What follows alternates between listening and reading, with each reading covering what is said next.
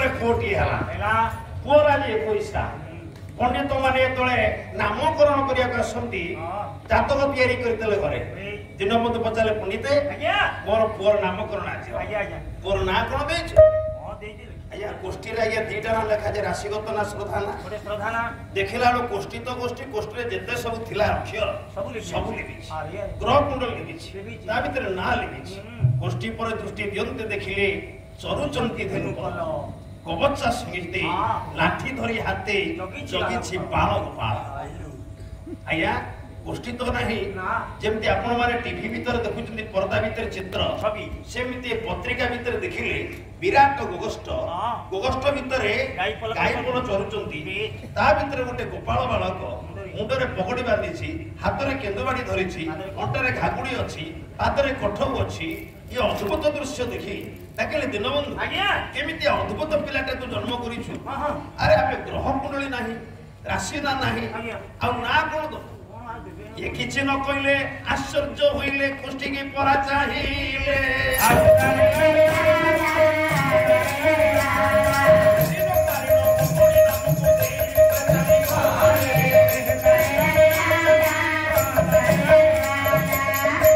ना किछि मिलेलानी कोन ना देइछने मने नाही बोले दिना आज्ञा ये पिलार जातक गणना आइ पालानी 21 दिन गणना न हबारु ए पिलार नाम रेबा जेटर अगणी प्रथम नाला अगणी बढ़िला किंतु जेते बेले तार पाठ पढ़ा आरंभ होला 4 वर्ष 4 दिने 4 मास 4 दिने गुरु एतले तीनटी शून्य काटिले कहले मोडा ब्रह्मा विष्णु महेश्वर के तो मूलर तुलसी ना पचल गुरु को पाठ बुझे के पढ़ो ना कहले केउ देशे घर केउ बरन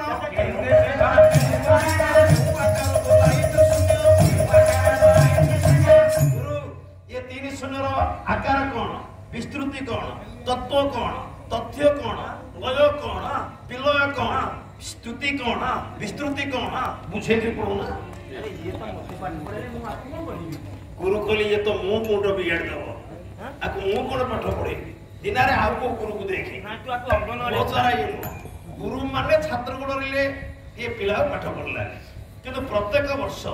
स्नान पूर्णिमा हेले दिन बंधु से पिला को नहीं आज्ञा मंदिर जाए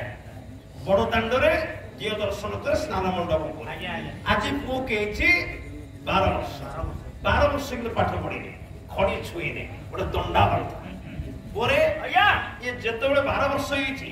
मसिया होछि 1510 ख्रीष्टाब्द से 1510 ख्रीष्टाब्द महाप्रभु चैतन्य आसीचनी नदिया द्रौपदी जगन्नाथ दर्शन करिया कीर्तन रे कंपुची बड़दान आज्ञा महाप्रभु को दर्शन करने सहित महाप्रभु चैतन्य दर्शन कर दीनबंधु छोटिया पुओ को नहीं गोटे कीर्तन पद दर्शन ये जगतनाथ गायक सम्राट वैष्णव चंद्र प्रधान महोदय लेखा ये जगतनाथ नाही तुम आदि अंत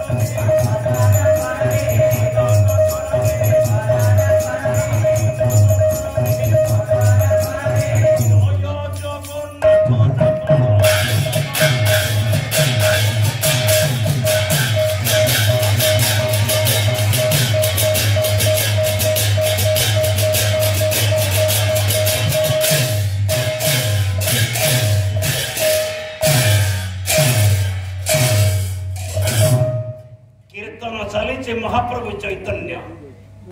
दीनबंधु देखिले महाप्रभु कहले छुआटा मोर 12 वर्ष पढ़िले गोटे दंडा माड़ गला मु शुणुची महाप्रभु चैतन्य जदि आंको पाद तले मो पु गोड़े दे कारे पिलाटा सुधुरी जीव मां माने 12 वर्षर पिला अगुणी कि नहीं से दिन दीनबंधु महाप्रभु चैतन्य को पाद तले गोड़े देले जेतरे चैतन्य को आखि पड़िला कहले बाबा ये पिला कार तो पुओ किंतु मु जानी असली बापा की तू जो नकली बापा असली बापा हूँ जगन्नाथ तू जगन्नाथ को दिन पुओ डाकी पुओ जगन्नाथ तो गरुड़ स्तंभ यही पिला को देते परवर्ती ये पिलाटा तोरी स्त्री गर्भर जन्म नहीं किंतु ये हूँ जगन्नाथ संतान आउर मध्य जानी दीनबंधु जे ए पिला 12 वर्ष ला पाठ पढ़िनी हरियर जमी खाइ नउची सिला ये पाठ पढ़िबो किंतु पाठ अछि पाठ कोन अंगनवाड़ी पठे ना ओळू तो पाठ पढ़िने खड़ी छु ने अंगनवाड़ी कोन काले सेठी खाइले अंडा खाइले पाठ पढ़ि पाइ तो सब अंगनवाड़ी चला अंडा दो ना नहीं तो ने काम कर ये पिला को कितना में बाबा जी करते 8 होरे भितरु चारटा टिके बाकी रहे कोन 8टा होरे राधा चारटा कहले चारटा को सर कहले सीता किंतु सीता भी संपूर्ण हो पाला ने दया करके जोड़ा सीता रो राधा से कोई भी जाइते सेटा गुटे पुरा कर अरे ना दे दे चार पद ताको विस्तार कले बहुत ये गुटे पाला गुटे इलास्टिक ताको जेते जाकीबो छोटो हो जेते लंबेबो बड़ हो 5 वर्ष पूर्व 50 वर्ष अरे बापा हम कोई भी तमे धीरे धीरे बस मु जहाँ तो पचारि गोटे प्रश्न उत्तर है पोरे केतरा कथा पचारि हेला नहीं पचारि विष्णु को कहीं पितामह को हेला नहीं अच्छा पचारि जे अनुज सका संग बंधु लिन्नी पावन मूर्ख पदेउ जियो जाने आज्ञा 16 गुडी भी कहथिले 16 को यार उठी से हां 16 पचारि 16 गुडी लागो आपण गोटे उत्तर पाइना ना और कथाई तो आ सब उत्तर मन देयो सेटा बापा बोली कहि गला बापा बोली कहि गले हां यही तो बाप अधिकांश पाला वाला सब सांस्कृतिक बापा ताको प्रति आशीर्वाद अछि कारण एमन सब उदयमान सुनिछ आमे सब अस्त सुनिछ किंतु मोर कर्तव्य करो बाप चाहे वो केमिति उन्नततर हो ना नहीं आज्ञा खाली मुहर कले बापा हो से दिन मु बापा भी जो दिन निजक संशोधित करे कारण एमान होते पाला जो उत्तर दे ये 3 दिन ला मोरी पाखर अछि मु प्रश्न पचारि छी से आत्मरक्षा कर मत पचारि था बापा मत पचारि जो कौन कह मु कहि दी था से आपन को उत्तर दे था एवं बहादुर से नहीं ठीक नहीं गया माने मु चाहे जने गायक के आत्मरक्षा हो किंतु सी तंगर स्वाभिमान रे एडी कहि मो बापा मु कहूची हाथ रे चामर धरि छी पचारि थांते बापा मत कौन को हम कहि दी था ठीक बहादुर के नहीं था से नहीं थांते किंतु आपण जानि पन थांते ये होची आम भीतर म्यूचुअल अंडरस्टैंडिंग आउ छाड़ हो को उत्तरटा चाहिए होती गोटे दिन कोटा चारिटा हो राधा आज्ञा अच्छा जड़े हेले महानित्य राधा केमिति ना सब ऊपर से आपण ईश्वर दासंकर श्रीराधा विलास रे गोटे पद आपण बोलुछि जे महाविष्णु जननी जे होइबारु मुही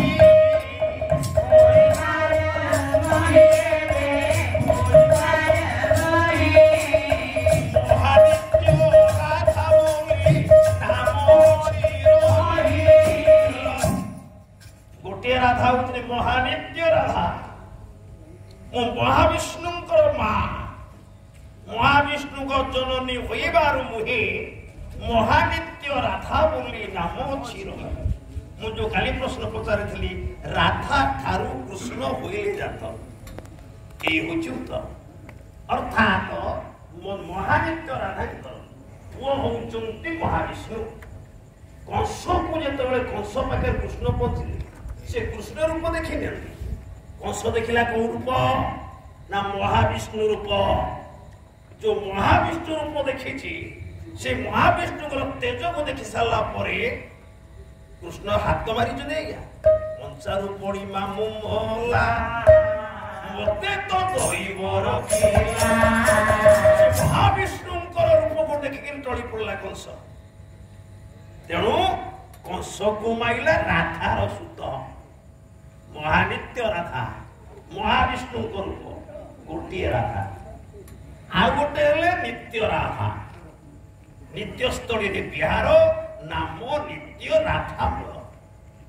जोटी दीटा वैकुंठ गोटे होची नित्य वैकुंठ गोटे होची गोलक वैकुंठ गोलक वैकुंठर मालिक होउछन्ते नारायण मालिकियाणी होउछन्ते लक्ष्मी किंतु नित्य वैकुंठर मालिक होउछन्ते हरि एवं मालिकियाणी होउछन्ते राधा जो नित्य वैकुंठ राधा काणी छन्ती किए ना अभिमन्यु सामंत सिंह से कौन लिखते कहले अप्राकृत प्रेम मूर्ति जय राधा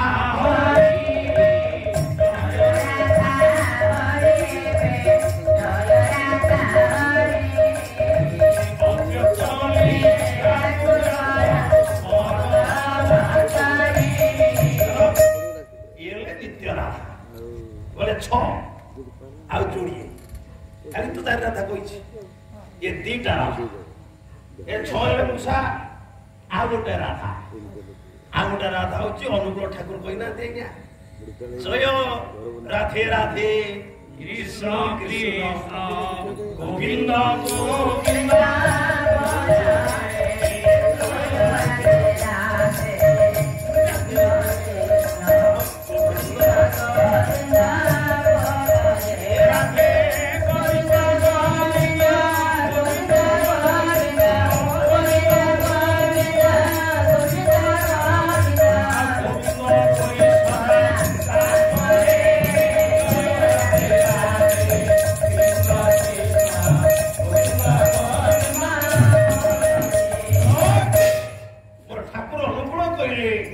जय राधे राधे कृष्ण कृष्ण गोविंद गोविंद सात थर गोविंद गोविंद गोविंद गोविंद गोविंद गोविंद बोली सदा डाके सात थर गोविंद डाके सातटी गोविंद कहीं कहले ना क्या भूलोक भुवलोक स्वलोक महलोक जनलोक तपलोक सत्यलोक सातटा लोक को टपिया पाइले सातटी गोविंद दरकार आउ के आसिले सातटी गोविंद परे ये जो सातटी गोलकपुर पहुंचा हेले तेणु सातटी गोविंद तेणु जदि गोविंद डाकिले मुक्ति पुणी कहले जय राधे राधे से कौन कहीं कहले राधा पे डाकिले तेणु ये राधा किए अच्युत चिन्हले कहले जीवटी अटो ये राधा ये कृष्णटी परम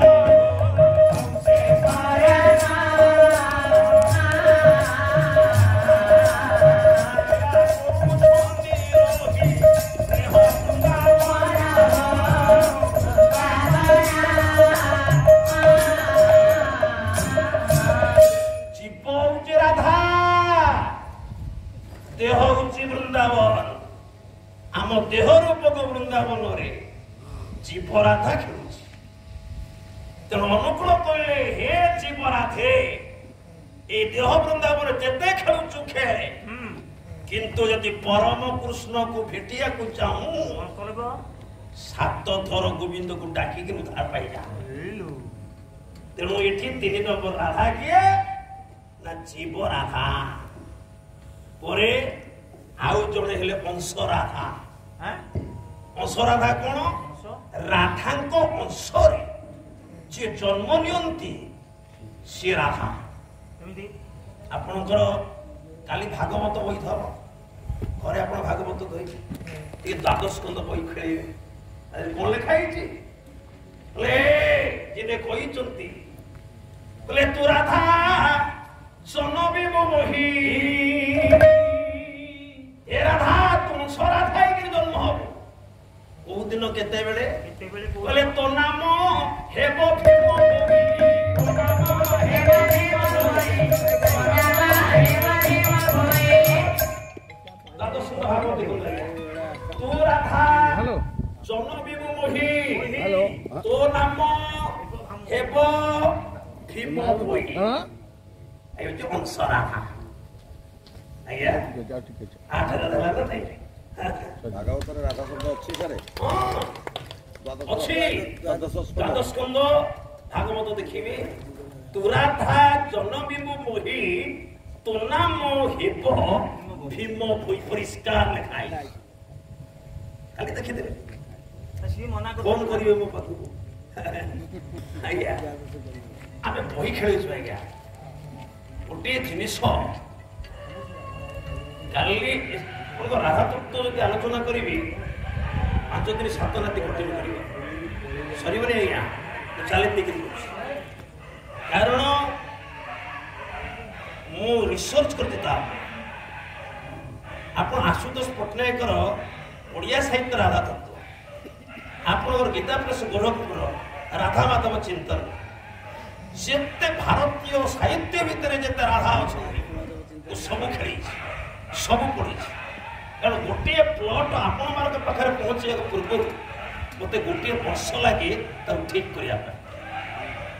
ମୁଁ ଆଜ୍ଞା ଠକିକିରି ପଇସା ଦିଏ ଏଇଟା ନିଶ୍ଚିତ କଥା ଯାହା ହଉ ଏଥର ଆପଣମାନେ ଉତ୍ତର ପାଇଲେ ଆଉ ସମୟ ବି ମୋ ପାଖରେ କମ୍ ଖାଲି ଠିକ୍ ଖାଲି ଗଡ଼େଇ ନେଉଛି ଯେତେବେଳେ ଇଏ ଚୈତନ୍ୟ କହିଲେ ଏ ବାବାଜୀ କରିଦିଅ ବାବାଜୀ କହିଲେ ନା ପରିବର୍ତ୍ତନ ହେଇଯାଏ ମୁଁ ଦୀକ୍ଷା ଦେବିନି ଆଉ କିଏ ଦେବେ ଦୀକ୍ଷା ଦେବେ ସନାତନ ଗୋସ୍ୱାମୀ ସନାତନ ଗୋସ୍ୱାମୀ ଏ ପିଲାକୁ ଦୀକ୍ଷା ଦିଅ ଏ ପାଠ ପଢୁନି ପାଠ ପଢିବ ସେ ସନାତନ ଗୋସ୍ୱାମୀ ଚାହିଁବ ଆଜ୍ଞା ଦେଲେ ସଚି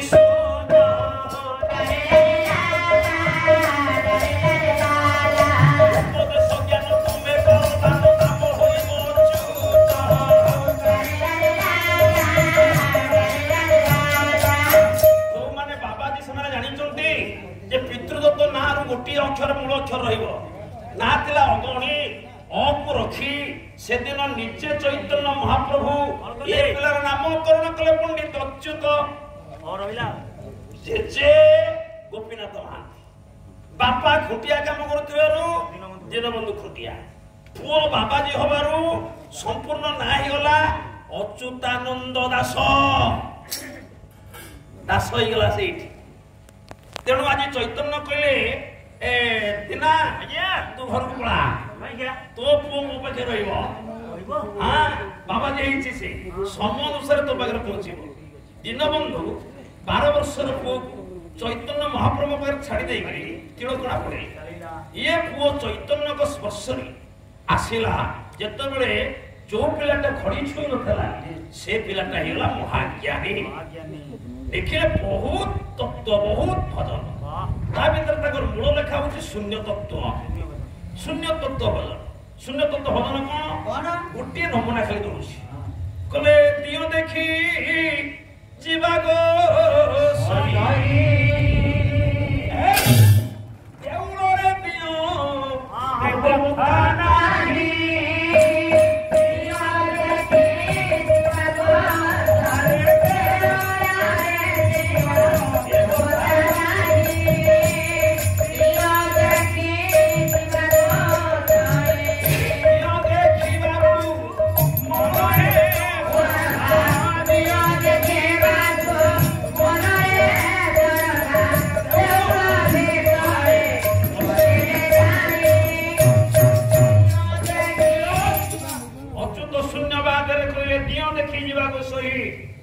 ଦେଉଳରେ ଦିଅ ଦେବତା ନାହିଁ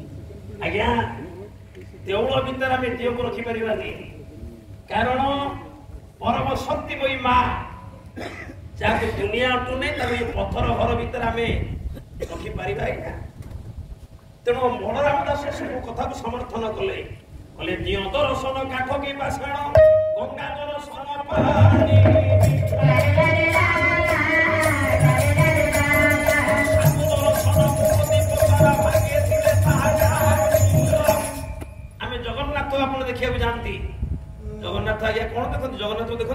ଗୋଟେ କାଠର ଗଣ୍ଡି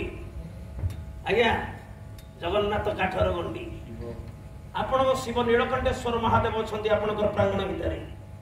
ଆପଣ ଶିବ ଦେଖିଛନ୍ତି ପଥର ଶିବ ପଥର ମୁଣ୍ଡା ଭୁଲ କହିଲେ ଆଜ୍ଞା ଆପଣ ବାପା ମାଙ୍କର ଅସ୍ଥି ବିସର୍ଜନ କରିବେ ଗଙ୍ଗାରେ ଏଣେ କହତେ ଗଙ୍ଗା ମେୟା ଗଙ୍ଗା ମା ଗଙ୍ଗା ପାଣି ଗଙ୍ଗା ପାଣି ଶିବ ପଥର ଜଗା କାଠ ଠାକୁର କାନ୍ଦି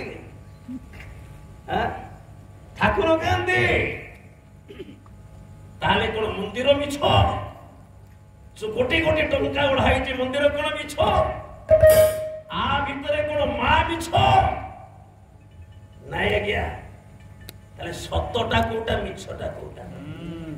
ବୁଦ୍ଧଦେବ ବାବା ତାକୁ ବୁଦ୍ଧିଆବା ବୋଲି ସମସ୍ତେ ଜାଣନ୍ତି ସେ ଗୋଟିଏ ପଦରେ କହିଲେ କହିଲେ ଦେହ ଦେଉଳକୁ ଆଗେ ପୂଜା କର ମନ ଦେଉଳରେ ଦିଅ ନାରୀ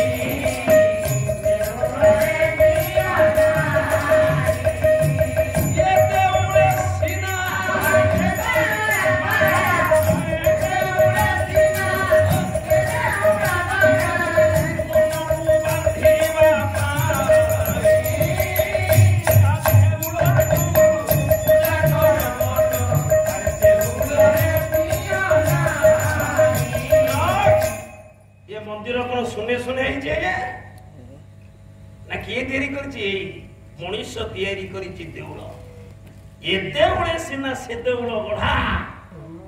କେବଳ ମନକୁ ବାନ୍ଧିବା ଆମେ ବ୍ୟାପକ ଶୂନ୍ୟ ଭିତରେ ମାକୁ ପାଇବା ନାହିଁ ବୋଲି ଆମ ବିଶ୍ୱାସ ବଳରେ ଆମେ ଗୋଟେ ମନ୍ଦିର ତିଆରି କରିଛେ ମନ୍ଦିର ଭିତରେ ମାର ପ୍ରତିମାଟେ ରଖିଛି ଏ ପ୍ରତିମା ଭିତରେ ଅନୁଭବ କରୁଛେ ମୋ ମା ଭିତରେ ଅଛି କେବଳ ଗୋଟେ ଇ ବିଶ୍ୱାସ ହୋଇ ଜଗନ୍ନାଥ ଦାସ এই কাঠ ভিতরে আমি অনুভব করব জগা আছে এই পথর মুন্ডা ভিতরে নীলকণ্ঠেশ্বর অছন্তি এই মাত্র প্রতিমা ভিতরে পথর প্রতিমা ভিতরে ମୋ মা শারদা অছন্তি এইটা আমার বিশ্বাস আমার কথা আছে মানিলে ঠাকুর মানিলে পথর কিনা নাই আজ্ঞা প্রকৃত কথা তেণু অচ্যুতানন্দ শূন্যবাদ ঘোষণা কলে কলে ইয়ে বড় দেউলটা 8 থর ভাঙিলানি রে ইয়ে বড় দেউল শত বড় দেউল নয় ইয়ে জগা থরে আজ্ঞা 144 বর্ষ সোনপুরে পাতাড়ি করে দেলে তর্কি খার আক্রমণ বেলে শঙ্করাচার্য উদ্ধার কলা বেলକୁ জগন্নাথ মাটি খাইগলা গোড়া পাহাড় সেদিন ঘোষারি ঘোষারি গোড়া ফোড়া পছরে সমুদ্র কূଳରେ নেই ফোড়িলা যদি জগা তাকে মাটি খাইলা কাহিଁକି যদি জগা তাকে নিয়া পড়িলা কাহিଁକି কিন্তু তা মানে প্রকৃত জগা কোଉଠି ଅଛି প্রকৃত বড় দেউଳ কোଉଠି লেখিল ଅଛି ତ କହିଲେ ବଡ ଦେଉଳ ବୋଲି ଯାହା ନିଶ୍ଚୟ ଏ ତ ହରି କାଳିଆ ଏ ଦେହେ ଜଗନ୍ନାଥ ଅଛି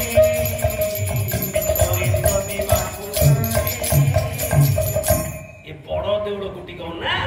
ଦେହ ବଡ ଦେଉଳ এই ଦେହ ବଡ ଦେଉଳରେ ପ୍ରକୃତ ଜଗା ଆରି ଭିତରେ ଅଛି ଯୋଉ ଜଗାକୁ ଯୋଉ ଆତ୍ମାକୁ ଜଗନ୍ନାଥକୁ ନିଆ ପୋଡ଼ି ପାରିବନି ନୈନଂ ଛନ୍ଦତି ସତ୍ରାଣି ନୈନଂ ଦହତି ପାପ ନଙ୍ଗ ଆପକ୍ଲେଦନ୍ତି ନ ଶୋଷୟତି ମାରିତ ଆଜ୍ଞା ଏ ଜଗନ୍ନାଥ ନିଆ ପୋଡ଼ି ଦବ ମାଟି ଖାଇଦବ ଏ ଜଗନ୍ନାଥ ଡାକ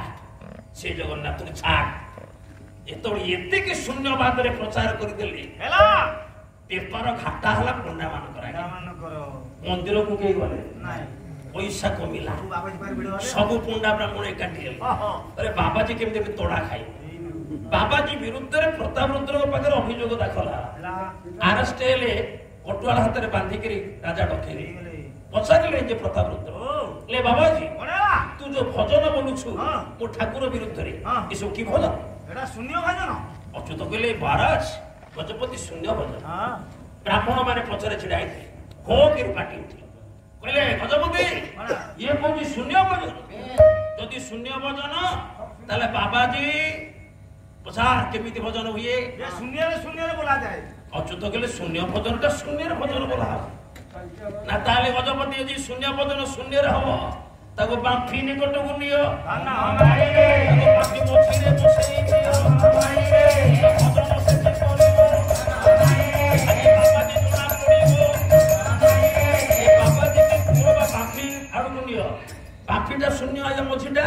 ତା ବାବାଜୀ କୁ ସେଇ ଶୂନ୍ୟରେ ବସିକିରି ଯଦି ଭଜନ ଶୂନ୍ୟ ଶୂନ୍ୟ ବୋଲିଦେଲା ତା ବାବାଜୀ ପୁଣି ଠିକ ତା ଭଜନ ଠିକ ଅଛି। ଗଜପତି ପଚାରିଲେ ଆମ ପୁରୀରେ ବଡ ବାମ୍ଫି କୋଉଠି? ନା ଭେଟିକାରା ସାଇଡ୍ ଯୋଉଠି ସୁନାର ଗୋରା ସେଠି ବଡ ବାମ୍ଫି ଅଛି। ବ୍ରାହ୍ମଣ ମାନେ ଗଲେ, ଗଜପତି ଗଲେ, ମନ୍ତ୍ରୀମାତ୍ୟ ଗଲେ, ବାବାଜୀ ବନ୍ଧା ହେଇଛି ଅଚ୍ୟୁତାନନ୍ଦ ଆଜ୍ଞା ସିଏ ବି ଗଲେ। ଆଜ୍ଞା ଗଜପତି ଡାକିଲେ ଅଚ୍ୟୁତ ଏଇ ଯୋଉ ବଡ ବାମ୍ଫିଟା ଅଛି ଆଉ ମଝିରେ ବସିକିରି ଭଜନ ବୋଲ। ବ୍ରାହ୍ମଣ ମାନେ ଚିନ୍ତା କରିଦେଲେ ମଝିରେ କଣ ଲୋକ ବସିପାରିବେ ଆଜ୍ଞା? ଗୁଡୁକିରି ଗଳି ପଡିବ ଏକାଥରେ ବାବାଜୀ ହରିଭକ୍ତ ସତ ଏଇଠି କରିବ କଣ୍ଟା ଯିବ। କିନ୍ତୁ ସେଦିନ ନିଜର ଅନୁଭୂତି କଥା ନିଜେ ଲେଖିଛନ୍ତି ଅଚ୍ୟୁତାନନ୍ଦ। ଏଇନା ହଉଛି ଶୂନ୍ୟ ସଂହିତା। କଣ କହିଲେ? କହିଲେ ଶୂନ୍ୟ ପରେ ବସି ଧ୍ୟାନ ମୁଁ କଲି,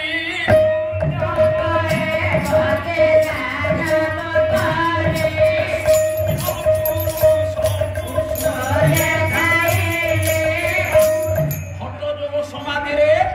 ମୁଁ ବାମ୍ଫି ମଝିକୁ କୁଦି ପଡିଲି, ଶୂନ୍ୟ ଭାବରେ ଶୂନ୍ୟ ଭଜନ ବୋଲିଲି। ପରେ ଶୂନ୍ୟ ଶୂନ୍ୟ ବାମ୍ଫି ମଝିରେ ବସି ରହିଲେ ଅଚ୍ୟୁତାନନ୍ଦ।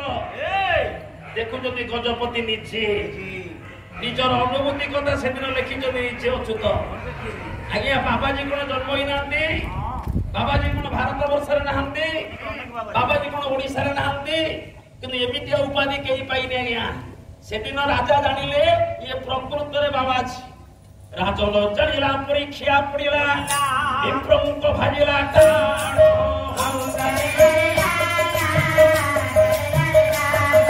ମହାପୁରୁଷ ବୋଲିର ହାତ ଯୋଡି କାଦେ ପଡିଲେ ରାଜନ।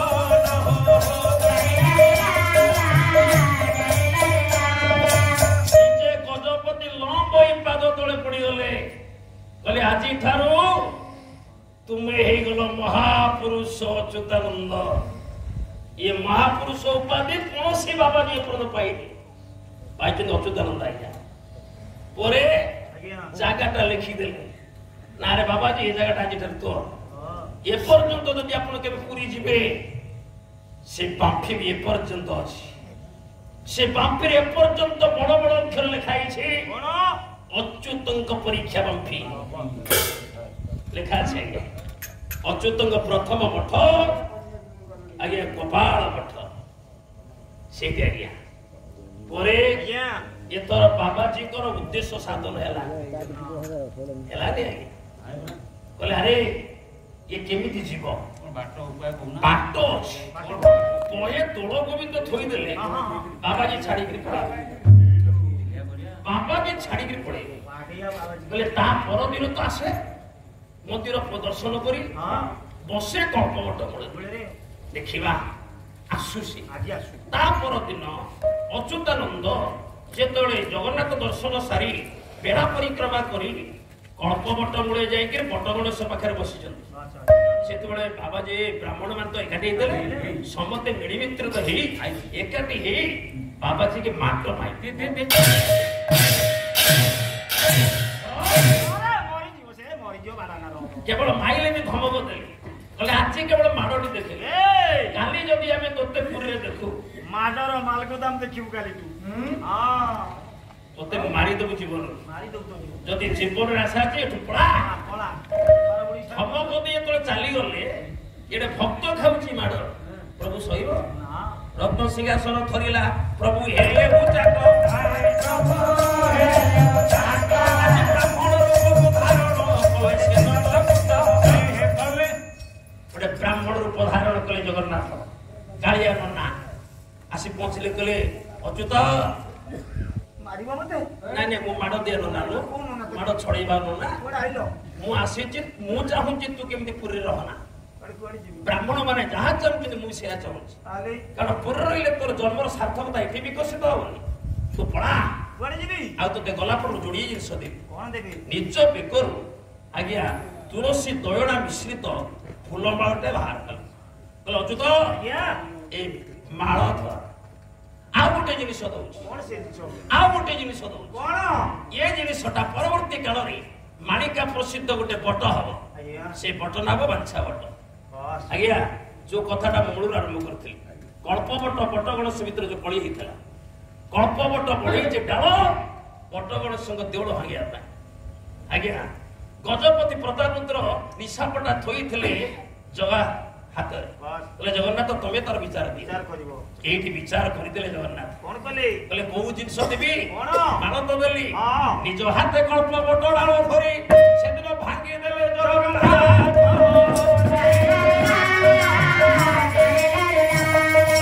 କହିଲେ ଆଉ ତୁମ ମଣିକୁ କେବେ ରହିଲା ମୋର ସର୍ବ ହାତ ଉଠିଗଲା ଉପର ଯୋଉ ଡାଳଟା ମୁଡୁଛି ବଟ ଗଣେଶଙ୍କ ଦେଉଳ ଭାଙ୍ଗିବା ପାଇଁ ଆଜ୍ଞା ପାଇଁ ଜଗନ୍ନାଥ ନିଜ ହାତରେ ସେ ଡାଳକୁ ଭାଙ୍ଗିଲେ ଭାଙ୍ଗିଦେଲେ ତାକୁ କ୍ଷୁଦ୍ରାତି କ୍ଷୁଦ୍ର କରି ଦେଲେ ଅଚ୍ୟୁତ ଅଚ୍ୟୁତ ନେ ଆଜ୍ଞା ଆପଣ ଦେଖିବେ ସେ ଡାଳ ଏପର୍ଯ୍ୟନ୍ତ ଭଗ୍ନ ହେଇକି ଅଛି ଆଜ୍ଞା ରାଣ ଦେଲେ ଜଗନ୍ନାଥ କଳ୍ପ କଳ୍ପ ବିତି ଯିବ ହେଲା ଏ ଡାଳରେ ପତର ବି କଳିବନି ଏଇ ଆପଣ ଡାଳ ଭାଙ୍ଗିଦେଲେ ପତର କଳିବନି ହଁ କିନ୍ତୁ ସେଇଠି ଥୁଣ୍ଟା ଅଛି ପତ୍ର ବି କଳିବ ପତ୍ର କଳି ହିସାବ ରହିଛି ଆଉ ଆପଣ ଦେଖିବେ ଯାଇକି ଅଛି ଅଛି ତେଣୁ ସେଇ ଡାଳ ମାଳ ଧରି ତୁ ଯା କୁଆଡେ ଯିବି ନା କୋଉଠି ଯିବି ନା ଚିତ୍ରଙ୍ଗୀତ ନିଜ ତଟେ ତଟେ ତୁ ହିଁ ଯିବୁ ତଟେ ତୁ ହିଁ ଯିବୁ ଏକେ ତଟେ ତୁ ହିଁ ଯିବୁ ମଉଳି ବାମାଳା ସ୍ଥାନେ କେଦାରା ପତିତ ଚିତ୍ରାଙ୍ଗୀ କହିଲେ ଚିତ୍ରୋତ୍ପଳ ଉତ୍କଳର ଗଙ୍ଗା ତାରି କୁଳି କୁଳି ଯିବୁ ଆଜ୍ଞା ଯୋଉଠି ମାଳା ମଉଳିବ ସେଇଠି ସେଇଠି ଡାଳଟା ଫୁଟିବ ପୋତି ଦେବୁ ଆଜ୍ଞା ମାଳ ଡାଳ ଧରି ଚାଲିଲେ ଚାଲିଲେ ବହୁତ ଦିନ ପରେ ପରେ ଗୋଟିଏ ଜାଗାରେ ଦେଖିଲେ ଯେ ଫୁଲ ମାଳ ମଉଳି ଯାଇଛି ମଉଳିଲାଣି ଆଗକୁ ଆଉ ଗଲେ ନା ସେଇଠି ଡାଳଟା ପୋତିଲେ ଯେତେବେଳେ ଡାଳ ପୋତି ଦିଅନ୍ତି ସେ ଜାଣିନାହାନ୍ତି ଜାଗାଟା କାହା ନ ଜାଣନ୍ତି ସେ ତ ମୁସଲମାନ ସ୍ଥାନ 12 ମାଣ 12 ଗୁଣ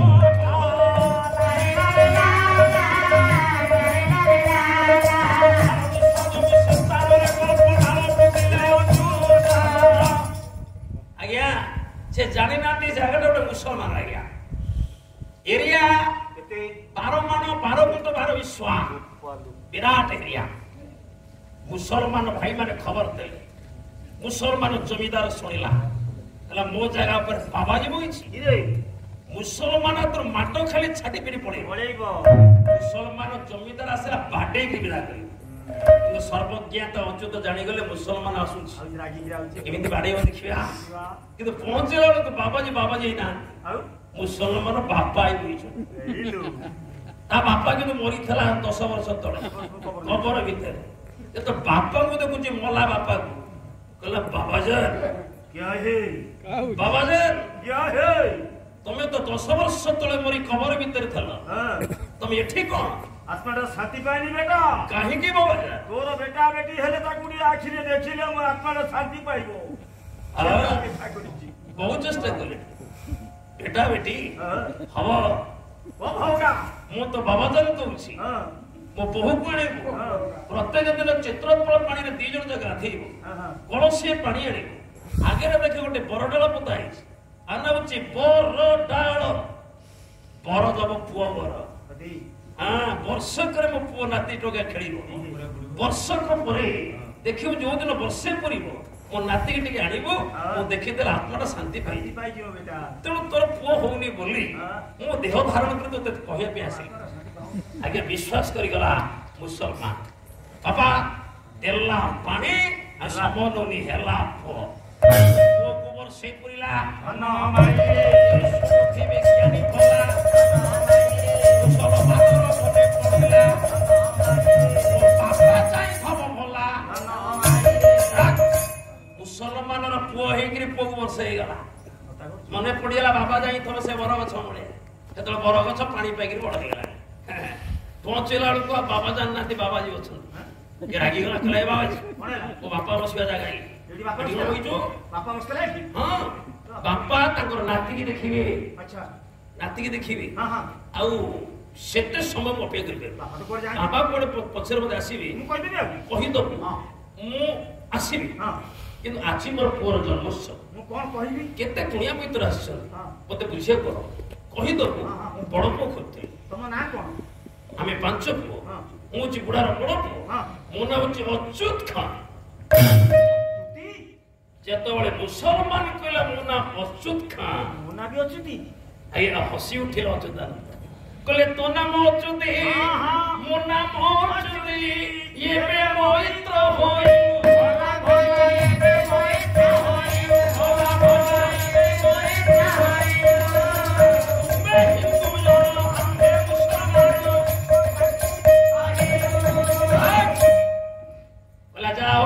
ଭାଇ ତମ ନାଁ ଅଚ୍ୟୁତି ଖା, ମୋ ନାଁ ଅଚ୍ୟୁତାନନ୍ଦ ଦାସ, ନା ମିଶିଲେ ମୈତ୍ର ବସନ୍ତି। ଆଜି ଠାରୁ ତମେ ହେଲ ମୋର ମୈତ୍ର। ଏତିକ ତ ଅଚ୍ୟୁତାନନ୍ଦ କହିଦେଲା ପରେ ଅଚ୍ୟୁତିକା ଗର୍ଜନ କରି ଉଠିଲା, ତୁଟା ହିନ୍ଦୁ ମୁଟା ମୁସଲମାନ। ହିନ୍ଦୁ ମୁସଲମାନ ଭିତରେ ମୈତ୍ର ବସିବା ଅସମ୍ଭବ, କାରଣ ତମ ଧର୍ମ ଅଲଗା, ଆମ ଧର୍ମ ଅଲଗା, ତମ ପୋଷାକ ଅଲଗା, ଆମ ପୋଷାକ ଅଲଗା, ତମ ଉଚ୍ଚାରଣ ଅଲଗା, ଆମ ଉଚ୍ଚାରଣ ଅଲଗା, ତମ ଆଚରଣ ଅଲଗା, ଆମ ଆଚରଣ ଅଲଗା, ବିଶେଷ କରି ଖାଇବାଟା ବି ଅଲଗା। କିନ୍ତୁ ଯଦି କହିଲ ତୋ ଆଡୁ ମୈତ୍ର, ମୈତ୍ର ମୈତ୍ରକୁ ନିମନ୍ତ୍ରଣ ଦେଲେ ମୈତ୍ର ତା ଘରକୁ ଯାଏ। କାମରେ ଦେଖା, ମୁଁ ତୋତେ ନିମନ୍ତ୍ରଣ ଦେଲି, କାଲି ଯଦି ମୋ ଘରକୁ ଯାଇ ମୁଁ ଦବା ଜିନିଷ ଖାଇବି, ଦି ଜଣ ଯା ମୈତ୍ର ସାଙ୍ଗ ହେଇ ବସିକିରି ଖାଇବା, ତାପରେ ତୁ ଘର ମୈତ୍ର, ମୁଁ ତୋର ମୈତ୍ର। ଗୋଟେ କଥା ମୁଁ କାଲି ପହଞ୍ଚିବି ଆଉ କଣ? ଅଚ୍ୟୁତ କହିଲେ ମୈତ୍ରୀ ମୁଁ ମୁହଁରେ କହିଛି ତମେ ମୋର ମୈତ୍ର, କାଲି ତମେ ଡାକିବ ଯିବିନି? ଯିବି ନା, କିନ୍ତୁ ଗୋଟେ ସର୍ତ୍ତରେ ଯିବି। କହିଲେ ଯାହା ଦେବ ତାହା ମୁଇଁ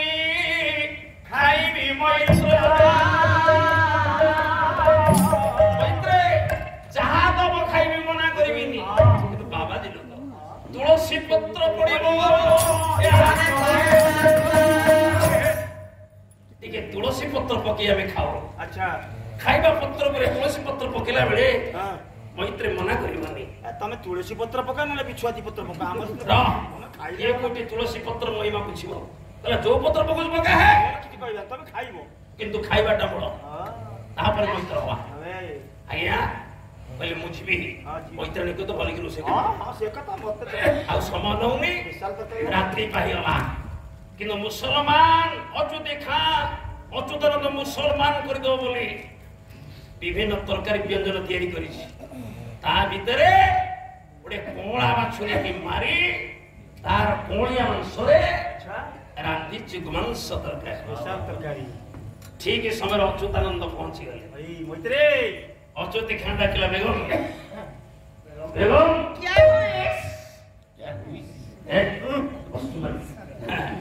ମୈତ୍ରୀ ଆସିଗଲେ, ଏଥର ପତ୍ର ପକା, ମତେ ବି ଭୋକ କଲାଣି, ଆଉ ସମୟ ନବାନି। ଆଜ୍ଞା ମୁସଲମାନ ସ୍ତ୍ରୀ ପତ୍ର ପକେଇଲା, ଯେତେବେଳେ ପତ୍ର ପକେଇଲା ତା ସ୍ୱାମୀ ପାଖରେ ଓଲଟା ପତ୍ର ପଡିବ। ହିନ୍ଦୁ ନୀତିରେ ଅଚ୍ୟୁତାନନ୍ଦ ପାଖରେ ପତ୍ର ପଡିଲା। ଇଏ ଦି ପତ୍ରକୁ ଇଏ ତାରତମ୍ୟ ଦେଖି ଅଚ୍ୟୁତି ଡାକିଲେ, ମୈତ୍ରୀ ଇଏ କି ବାଗ? କଣ ବାଗ? ମୋ ପତ୍ର ଗୁଣ ଏମିତି, ତମ ପତ୍ର ଗୁଣ ଏମିତି। ଆମର ଉଲ୍ଟା ବା? ନାଇଁ ନାଇଁ, ଆମ ଧର୍ମରେ ଅଛି ଓଲଟା ଓଲଟା। ବା ଯେବେ ମନ ହେଲା ଗୋଟା ଏ ପତ୍ର କାହିଁକି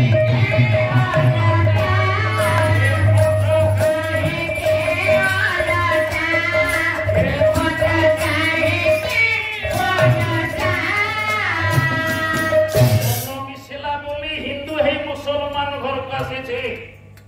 ମୁଁ ଖାଇବା ପାଇଁ ମୈତ୍ର ହିସାବରେ। ମୋ ପତ୍ର ଏମିତି, ତମ ପତ୍ର ଏମିତି ଓଲଟା କାହିଁକି? ମନ ତ ଗୋଟାଏ ହେଇଗଲାଣି ନା, ପତ୍ର କାହିଁକି ଓଲଟା ହେଲା? ମୁସଲମାନ କହିଲା ଆମ ଧର୍ମରେ ଅଛି ନା, ନା ତମ ଧର୍ମ ତ କୋରାନରେ ନାହିଁ, ତମ ଭୌଗୋଳିକ ପରିସ୍ଥିତି ବାଧ୍ୟ କରୁଛି ଓଲଟା ପତ୍ର ଖାଇବା ପାଇଁ। ଅର୍ଥାତ ମକ୍କା ମଦିନାରେ 467 ଖ୍ରୀଷ୍ଟାବ୍ଦରେ ହଜରତ ମହମ୍ମଦ ସୃଷ୍ଟି କଲେ ମୁସଲମାନ ଧର୍ମ ବା ଇସଲାମ ଧର୍ମ। ସେଠି ଆପଣ ଜାଣିଛନ୍ତି ସମସ୍ତେ ଯେ ଆରବଟା ହଉଛି ମରୁଭୂମି ଅଞ୍ଚଳ, ସେଠି ବାଲୁ ଝଡ଼ ହୁଏ, ବାଲି ଝଡ଼, ତଦ୍ୱାରା ଯୋଉ ଗଛପତ୍ର ଅଛି ବହୁଳ ଭାବରେ ଝଡ଼ ବାଲିଆରେ ଉଡ଼ି ଉଡ଼ି ବହୁଳ ଭାବରେ ତା ଉପରେ ସବୁ ଜମିଥାଏ। ସେଠି ପାଣି ମିଳେ ନା, ଯାହା ମିଳେ ପାଣି ତେଲ ମିଶା ପାଣି, ତାକୁ ଯଦି ଆମେ ମଇଳା ଧୋଇବା ଖାଲି ଚିକିଟା ହବ। ଏମାନେ ଭାରତରୁ ପାଣି କିଣିକିରି ପିଅନ୍ତି। ଗୋଟେ ପତ୍ର ସଫା କରି ଯେତିକି ପାଣି ଚାଲିବ ଆମର ଇଏ ସାରେ ବାସନ ହେଇଯିବ, କଂସା ବାସନ। किंतु मु जदि अच्युतानंद कहले मु जदि तुम आरब को जीवी मु भी उल्टा पत्र खाइबी ना तଳ ପତ୍ରରେ ବେଶୀ ମଳି ନଥାଏ ସେମାନେ ଗାମୁଛାରେ ପୋଛିକିରି ଖାଆନ୍ତି ନା ନାଇଁ ତେଣୁ ଏଠି ତ ନଦୀ ମାତୃକା ଦେଶ ଏଠି ତ ପାଣିର ଅଭାବ ମୈତ୍ର ତମେ କାଁ ଉଲ୍ଟା ପତ୍ରରେ ଖାଉଛ ये मुसलमान कहला हाँ ये भी गोटे ठीक है अच्छा हौ आज दिनटा पड़ी जाओ ये तो काली सकाळ मो पे पुणी उल्टा पत्र से खाइबो ए तो मुसलमान ऐसे थब पत्र पड़िला बेगम बाड़िला भात डाली तरकारी संतुला इत्यादि किंतु शेष तो गोमांस तरकारी थोई दी सम्मुखी पड़ अच्युतानंद ये कौन मो पत्र गोमांस किंतु कहि पारुना सत्य अछि जहा देबे ता खाइबी कि अंतर कांदे उठुची मोर हस अछि ए थाउ गंगा कुळे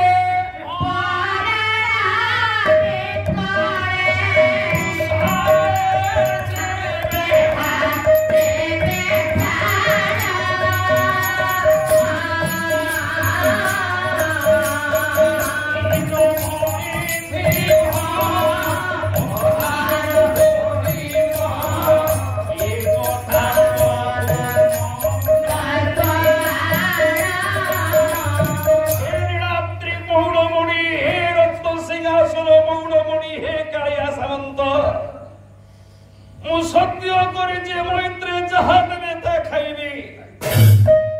मैत्री थोइचली गोमांस जदि गोमांस मु खाए ये बाबा जे रही परिबो तो हे कोला शांते किंतु सत्य हराइबिनी आज मैत्र देइतिबा गोमांस मु खाइबी किंतु काली सकाळे तोरी नीलचक्र को जाई मो तो तेरे आत्म विसर्जन करे देवी शांति मनोबत्ती स्थिर हो गला आज खाइबी काली मरिबी मुसलमान डाकिला मैत्री चाहिच कोन हाथ चला मते भोक गलानी ये संगे संगे आरंभ कर देले कौन जय जगन्नाथ कही चढ़ू को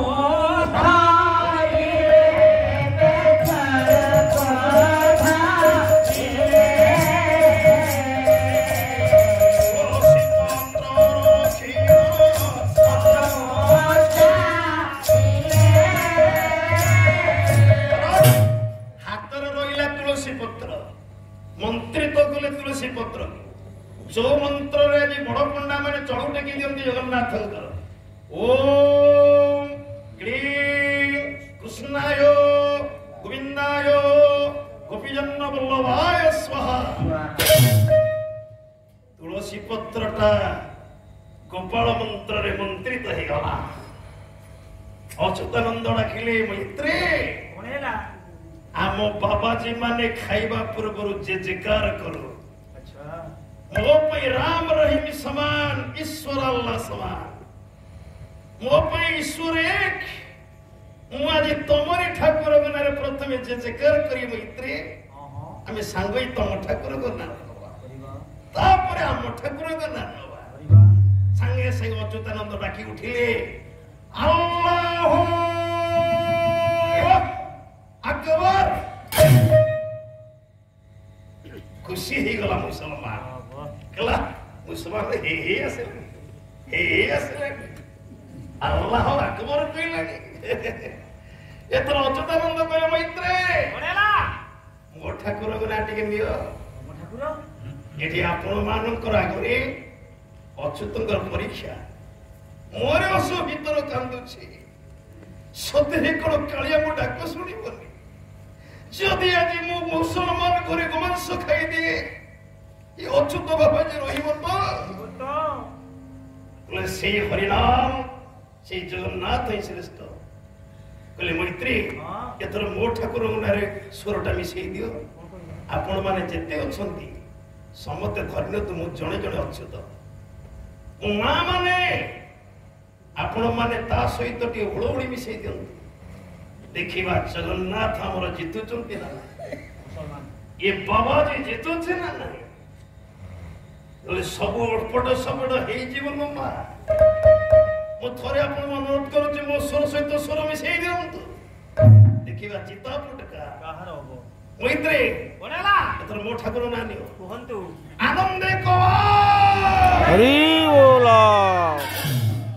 ମା ହୁଳୁହୁଳି ହେଲାନି ହୁଳୁହୁଳି ହାରି ଯିବ ଜଗନ୍ନାଥ ହାରି ଯିବ ଅଚ୍ୟୁତ ବାବାଜୀ ଆଉ ଥରେ ଆନନ୍ଦେ କହ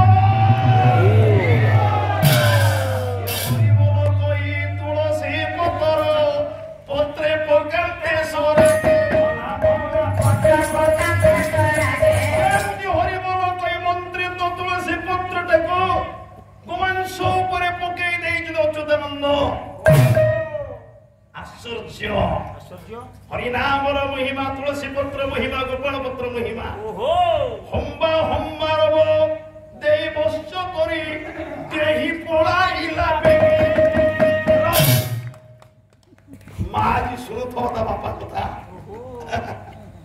ବାପାର କରାମତି କେତେ ଆଜି ମା ଶୁଣୁଥିବ ସାଙ୍ଗେ ସାଙ୍ଗେ କଳା ବାଛୁରୀଟା ଜୀବନ୍ତ ହେଇ ଉଠିଲା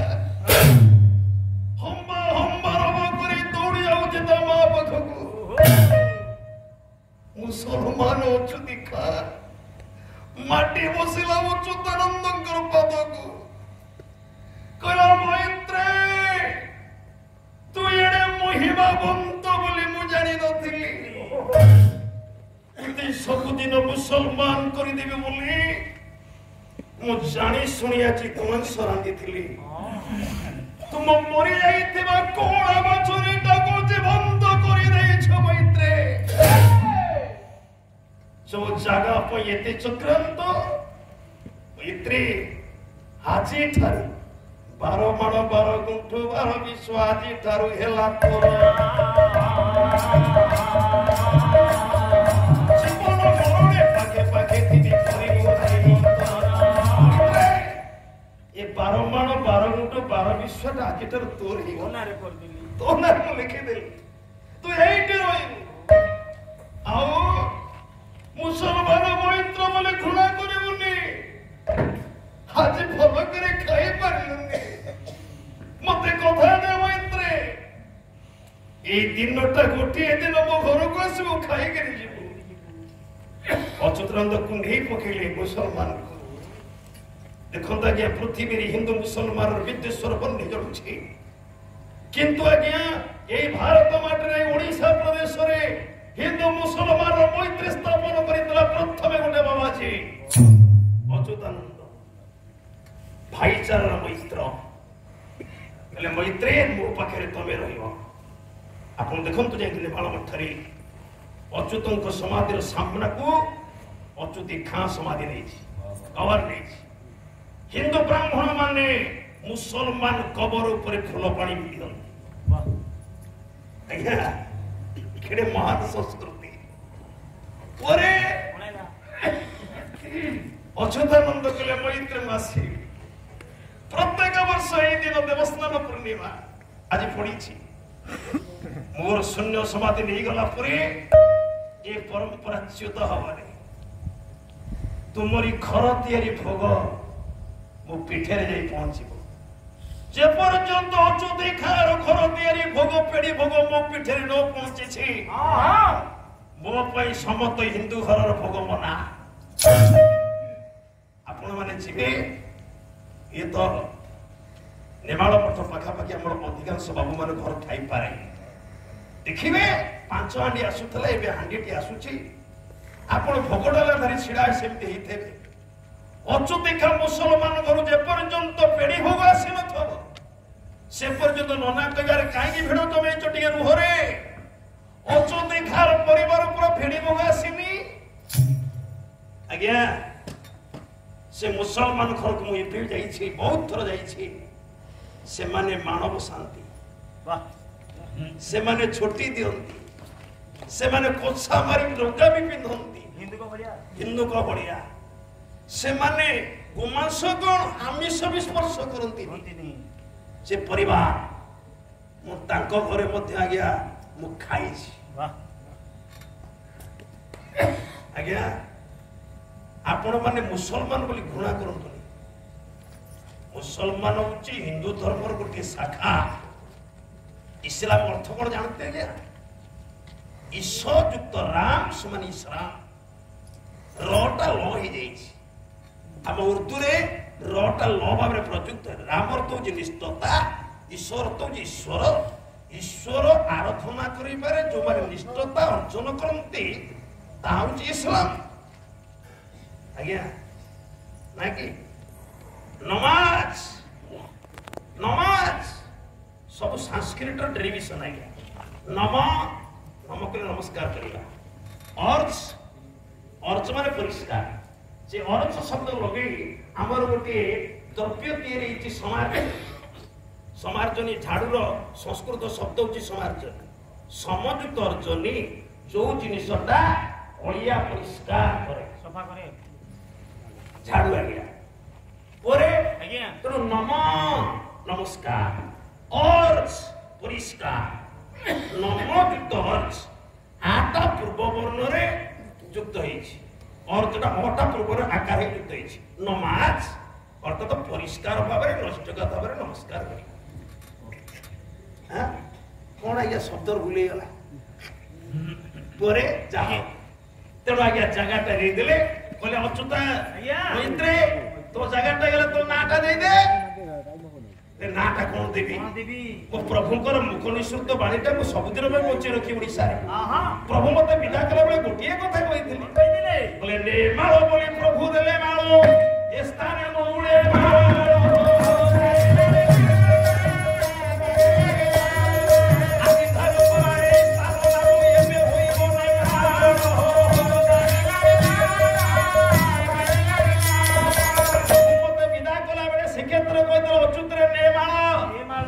ପ୍ରଭୁଙ୍କର ମୁଖ ନିଃସୃତ ଶବ୍ଦକୁ ବଞ୍ଚେଇ ରଖିବା ପାଇଁ ଓଡିଶା ମାଟିରେ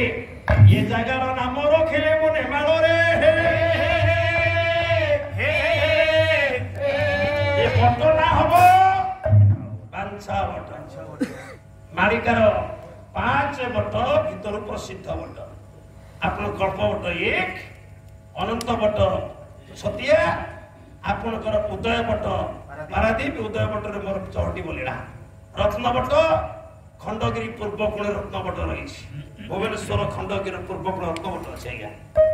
5 ବଟକୁ ନେଇ କଳିଯୁଗର ଶେଷରେ ଖେଳ ଆରମ୍ଭ ହବ ଆଜ୍ଞା। ଏଥର ଆପଣ ମାନଙ୍କ ପାଖରୁ ବିଦାୟ ଇଚ୍ଛା ନଥିଲେ ମଧ୍ୟ ନେବାକୁ ବାଧ୍ୟ ହଉଛି।